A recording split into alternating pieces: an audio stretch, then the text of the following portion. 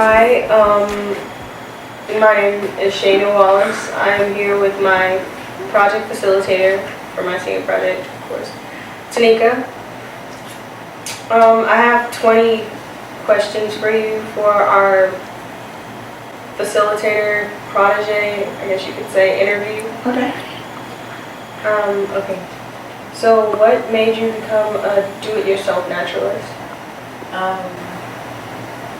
It was more cost effective for me personally. And I like the idea of being able to control what I was exposing myself to as far as chemicals and products that I was using on a regular basis. I had a problem with reading the labels of things and not being able to pronounce what was in them, and not fully understanding what purpose these chemicals serve. So I wanted to take a more simple approach to my hygiene and self-care. So I just ventured out. What was the first product you ever made, like, you know, as a naturalist? And how did you learn about it? The first product that I made was actually hair oils. I just did it like on the fly.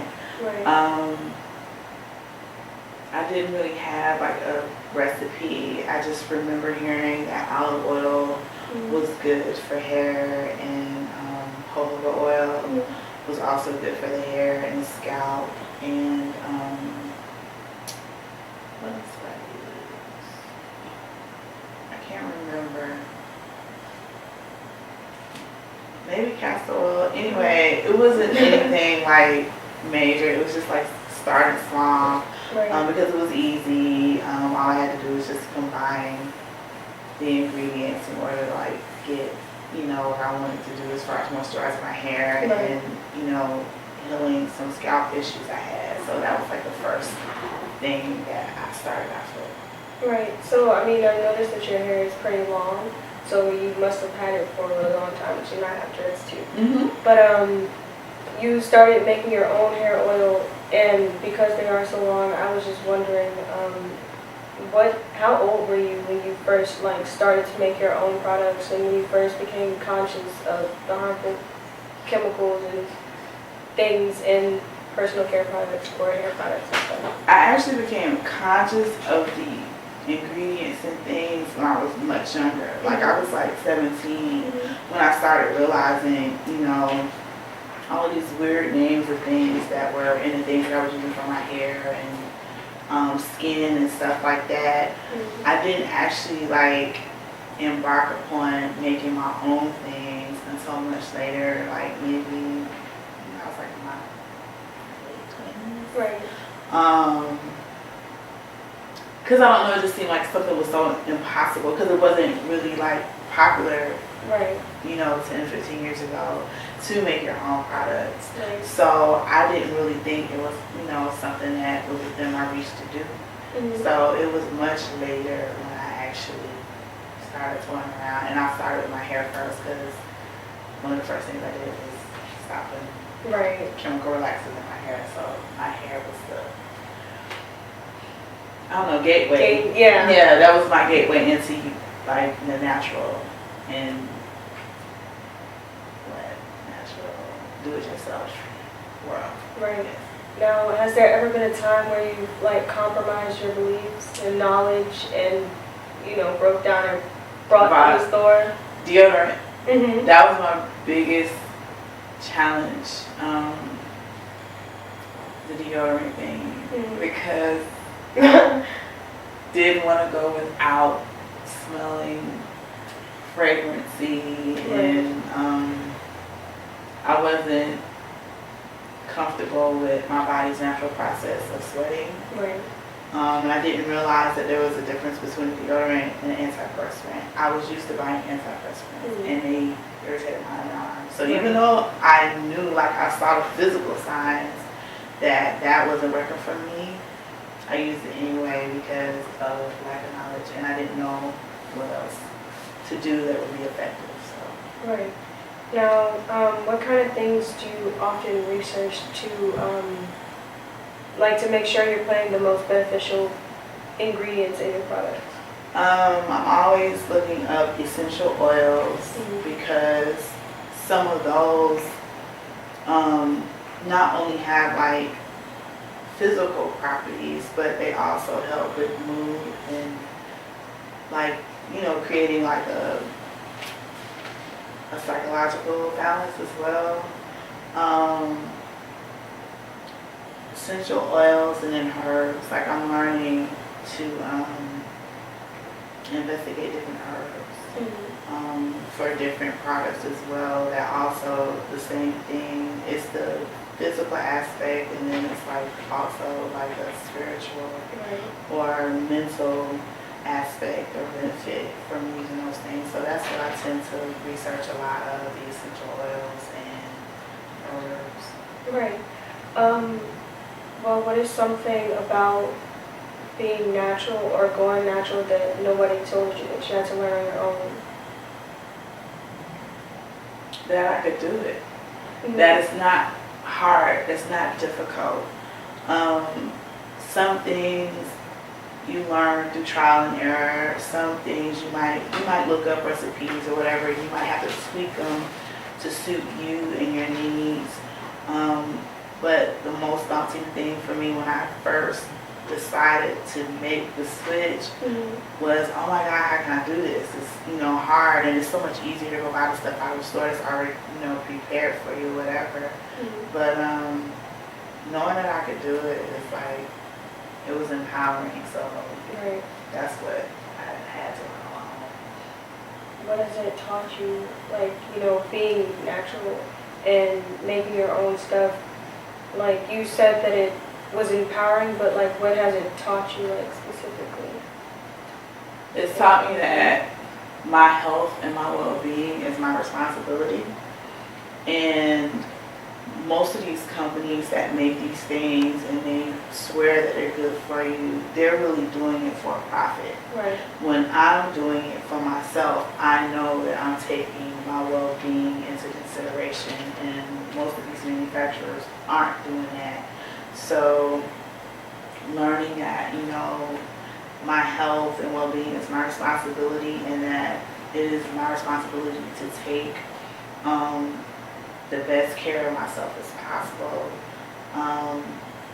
Knowing that prevention, is the best way to deal with illnesses and diseases that a lot of us, end up having to deal with. I learned more about like the healthy aspect of, doing things yourself and knowing what you're putting on your body, on your skin, on your, hair. So that's like the biggest benefit to me.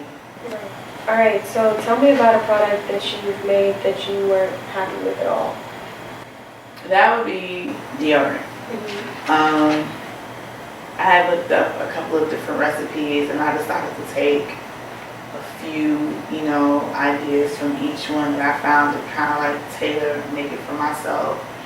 And I just wasn't happy at all with the results. The consistency was wrong. Right. The fragrance really didn't come together like I wanted it to. So that was a problem, because I wouldn't have been comfortable smelling that scent all day.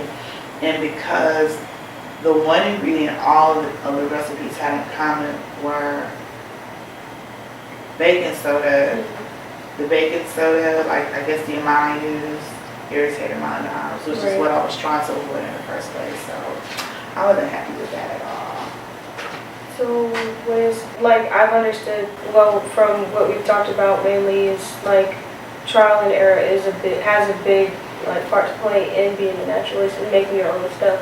So what is like the most difficult thing about being natural? Collecting the ingredients. And the measurements, because I don't measure things really. So sometimes my product don't come out like consistently the same. So like that's the most tedious part for me. I just shoot from the hip when I hate. Alright, Laura's. Well, yeah, you said I've noticed that trial and error has come up a lot, and then measurements and stuff have a part to play, of course. So, would you consider that like as a disadvantage, or what would you consider some disadvantages of making it for yourself? I think the only disadvantage is I hardly ever come out with the exact same product twice. But still, it's not that much of a disadvantage because I still end up being satisfied with what I create and what I use and the benefits of using it. So it's not like one set formula, but I still end up being, very happy with the results. So it's fine. What would you consider some of your strengths? Just being bold enough and adventurous enough and inquisitive enough to try different things, and I feel like I could never run out of what I need. I'll always have what I need on hand to make what I need to take care of myself. So that's always an advantage, and ultimately I believe I'm not spending as much money. So that's always good. That's always a good thing. You're not spending as much money as you ordinarily would. What would be some weaknesses? Maybe the presentation, it might not look not appealing to use or whatever, or depending on what kind of containers I use, it might not be as easy to apply or use or whatever. That might be sometimes making it can be messy, or using it can be messy, because I don't have access to the bottles and caps and storage containers that the product that I would buy out of the store have. But other than that, I can't think of very many. Right. Well, like essential oils and not a lot, but some of these things can be expensive. So, when you start to run out of an ingredient, do you ever compromise and just go ahead and buy something from the store, or do you substitute the product or ingredient? What do you do? I'll either substitute or just try it without it if I don't have it on hand. I try not to, the things that I can make myself, I try not to go to the store and buy. When you're doing it yourself, you can always tweak it to your liking. No one says you have to put these things in there. So if I'm low or I don't have it or whatever, I just, either find a substitute that I'll be happy with using, or I'll just try it without it and see if it works as well. Where do you get your motivation to continue to make your own products? Just thinking about my long-term health and well-being. And like I said, normally the proof is in the pudding. When I can use something I make myself and have results that are just as well or, better from the results that I would get using stuff that I bought out of the store, it's why not? And as I said before, knowing what I'm putting in it, and knowing that I'm not setting myself up for further damage because I'm putting all of these unknown toxins, on my pores and on my body. That's always a win-win for me. So. Right, definitely. Well, where do you get most of your ingredients, and what kind of qualities do you look for? And how some people will strictly go organic shea butter or organic whatever. What kind of qualities, and where do you get your stuff? I try to get organic when I can, but organic tends to be a little more expensive. So I always want to go for natural. When it comes to the oils I look for steam distilled, because depending on the extraction process, they may add chemicals to produce the oils that you're using. So I try to avoid those. Just natural, 100% natural is what I tend to look for. And once I find a brand that I like, I try to stick with it as best I can.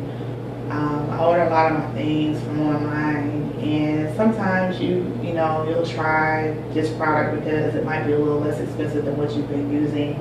But when I try it and I might not necessarily like it, I end up going back and I just feel like, okay, well, it might be worth those couple extra bucks just to get a better quality product. So when it comes together with everything else I'm using, I still end up with superior results. So, yeah. Well, what kind of ingredients do you try and keep on hand, like no matter what? I have to always have peppermint oil, tea tree oil, and castor oil, glycerin. What else? I do keep baking soda on hand, and olive oil, and rosemary oil. Those things. Wait a minute, it's actually some more neat too. I keep neat on hand. I think that would be it. Most of the stuff, they're oil based. Because a lot of those things, I can use them for a lot of different reasons. For beauty, for oral, for my hair, skin. They have like multiple, properties. So I like to keep those because you can just do all kinds of things with those. Where do you purchase your ingredients and where do you find your recipes? I just normally do like random Google searches for whatever it is that I'm interested in making. And there are independent herbalists and companies that sell oils online, normally through eBay. I go through them. I'm trying to think of the name of a few. I know it's the Dr. Adorable. That's one of the manufacturers of the neem oil that I get and I like. I can't really think of any. Now I normally use Naturals for like my peppermint and tea tree oil. I think I've got glycerin through them and castor oil through them. So just online really. Because if I were to go to like an actual physical health food store, the price would be expensive. Way more expensive. So normally when you buy larger amounts online, you can get it at a really reasonable price. So that's what I try to do. Well, you seem to have like a lot of experience under your belt, and you've been natural for some years now, for a while now. What kind of advice would you give to somebody that's newly going natural or is thinking about the switch? Honestly, it's not easy. It's not a very widely embraced path to go down, but it's worth it. And over time, it becomes easier, especially when you're trying to do what's better for yourself. And a lot of times, it has a domino effect because not only is it better for you, it's better for those who you love, it's better for the environment. Because you're not exposing yourself to the toxicity of these chemicals. You're not putting it out, in the water or, the soil or in the air. So, I mean, it's not always easy. It's not always convenient, but I feel like it's always better. It's always the best thing to do. So, that would be my advice for someone. It's worth it. It's worth a shot. You can't lose trying it. If you get into it and it works for you, then you can embrace it, and it's a wonderful thing. If it doesn't work for you and you choose to go back, then you always have that option. But for me personally, it's like once I know the dangers of what I'm using and I am finally able to break free from that, it's hard for me to go back to that way of living. So, Right. yeah. Like once you know, you can't unknow. So. Right, true. Definitely true. Well, this concludes our interview, so thank you so very You're much. welcome for your time. very much.